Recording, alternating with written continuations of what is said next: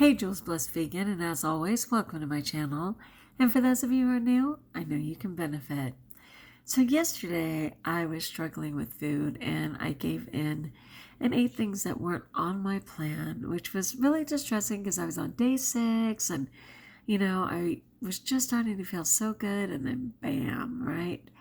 And somebody had said, well, it looks like your monkey mind is slipping on the job, which I kind of had to laugh because I'm like, the only job my monkey mind has is to taunt me, to do things that I shouldn't do.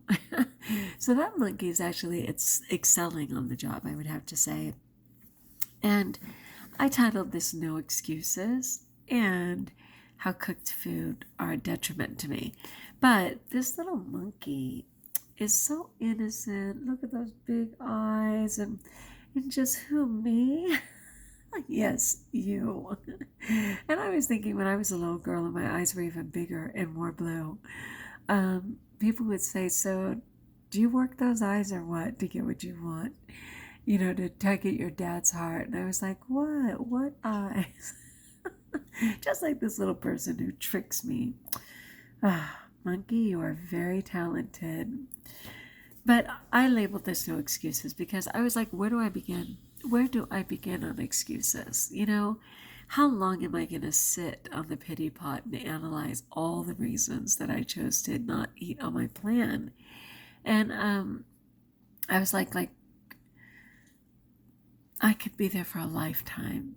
Let's just say for all my life, because as I've suggested, since my youngest days, I have memories from 2.5 on sneaking food, 3 abusing food, 4 stealing food, my whole life. And then I was just like, well, let's see. Some people eat because they were physically abused. Yes. Sexually abused. Abused alcohol. Yes. Abused pills. Yes. Had eating disorders. Were raped. Yes. Went through difficult times like bankruptcy. Had to move unexpectedly. Yes. Changed jobs. Yes. I mean, had, an alcoholic parent. Hello. I mean, the list just goes on and on. Which one of those things do I want to blame? None. Absolutely none. I don't want to even sit in excuses. I just want to say, you know what?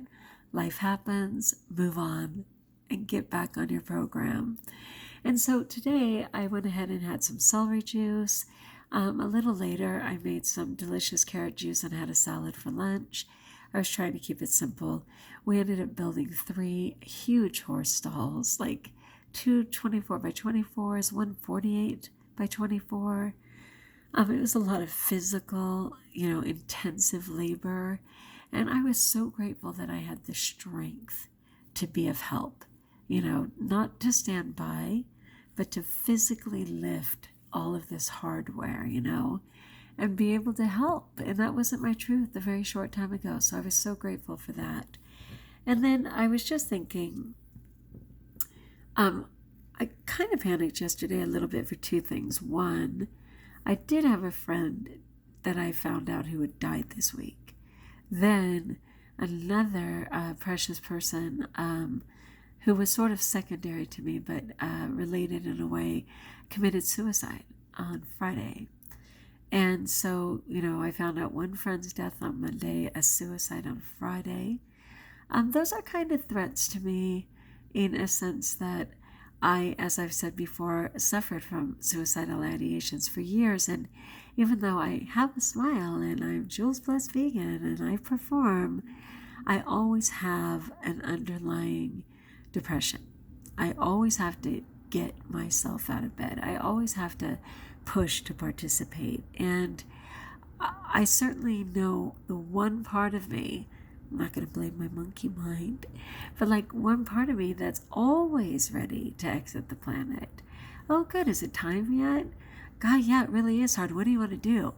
I mean, like all the time. I'm serious. Like that's just always there. And it's ironic. And people have a hard time believing it because they're just like, What about your faith? It's never about faith. Are you kidding me?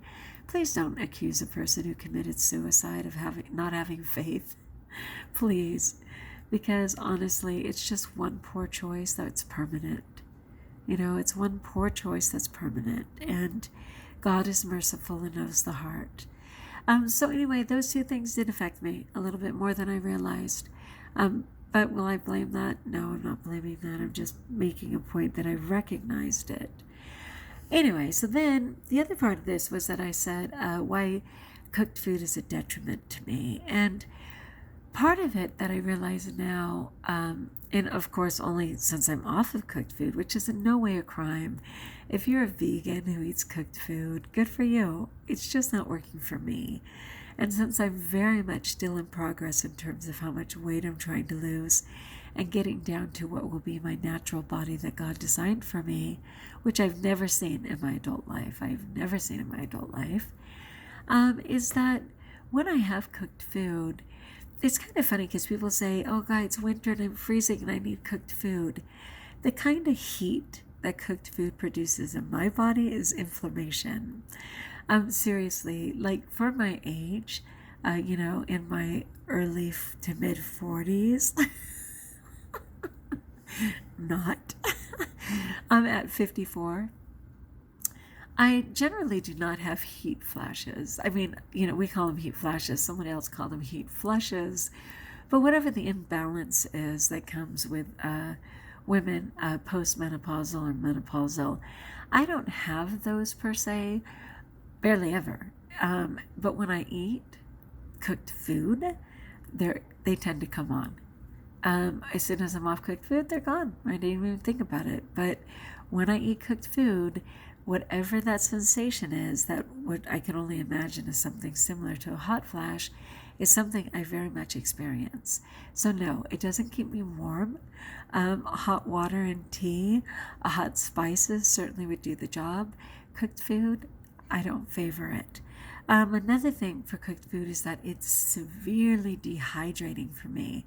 When I eat cooked food, I am desperately seeking water. I am up all night refilling my cup. I mean, I can literally drink a gallon of water throughout the night after eating cooked food. I can't even explain it. My body just starts begging for hydration. So it's really terrible. Another thing is it takes so long to digest that it doesn't matter if I had cooked food at 4 o'clock. I am still up at 4 in the morning going, oh my gosh, my stomach, nothing's digesting. I'm so uncomfortable. Why did I eat cooked food? I just go through it. I wish it was enough to stop me. In many ways it is, because I can honestly say I've had cooked food less than 10 times in a year, which is amazing because of course I used to have it every single day. But I'm kind of reminding that as I'm having dry mouth from yesterday, that is from cooked food. So bloated, sort of. I don't know, depends, not really. My ankles were fine, but my fingers, like barely being able to move my ring. So I definitely store something. It just doesn't work for me. Oh my gosh. And I just don't know how I fall prey to it. But I'm just saying it out loud. I'm just saying it out loud to remind myself that I don't want cooked food. All right, so it's okay. I wrote in my journal all my truth. I wrote some things off the page. I completely grocery shopped. Oh my gosh. There was another thing yesterday. We didn't have any groceries, really. I mean, to be fair, I can always fast. I have a bunch of frozen things that I could have put together, but I just didn't use those tools. So we didn't have literally any food in the house, which is good because between me, my horses, and my pig, I was able to use everything. I didn't waste a single piece of fruit. I didn't waste a single vegetable. We did have some potatoes and onions, which I make my husband like fried potatoes with, but that's not anything that I would have partaken in. Yet had I, it would have been a better choice than what I ended up eating.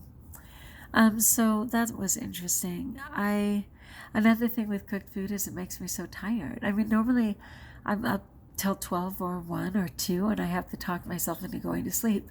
I was literally falling asleep at like 9 o'clock going, I hate cooked food. It just doesn't work for me. Did I mention that? It doesn't work for me. Okay. So we got a bunch of beautiful fruit and vegetables. Oh my gosh, like so yes. And we don't have very much money right now. But my husband was like, you're worth it. Did I mention I'm in love with my husband? I'm so in love with my husband. Man, even when I falter, even when I seemingly waste, I feel like I'm wasting food because we ate out or whatever. He's always like, forget it, hon. You are so worth it. Let's keep this going. And like right now, and I'm not going to show you my arms because I'm still struggling with my arms. I'm working on them though, but they're a freak of nature. God bless you, arms. You're coming a long way. They're coming so far, but you gotta come on. Let's go back. 330 pounds, then 280, and my tendency is heavy arms. It's not lovely. But as I'm sitting here, they're so pumped from lifting those hundreds and hundreds of pounds of stalls. You know, that they're literally 5-bar panel stalls. They weigh a few hundred pounds each. My muscles are just absolutely so tight, and I'm like, dang, I can't wait till all this puff is just gone and I can see my awesomeness. Because I know I have a 6-pack. I know I have crazy strong arms. I know I have a beautiful back, and all of it will be revealed. I just, like when you talk about your why, part of my why is just not wanting any fluff at all, but like really strong and healthy. Because I remember my body, it was so beautiful, and I'm so sorry that I just desperately covered it up. I'm done covering it up, but uncovering it is an effort. It's coming. We're coming along. All right. Like if you like, join us if you haven't, subscribe. Comment if you can relate at all. And until we talk again, know that I prayed for you. And best of all, trust that you're blessed.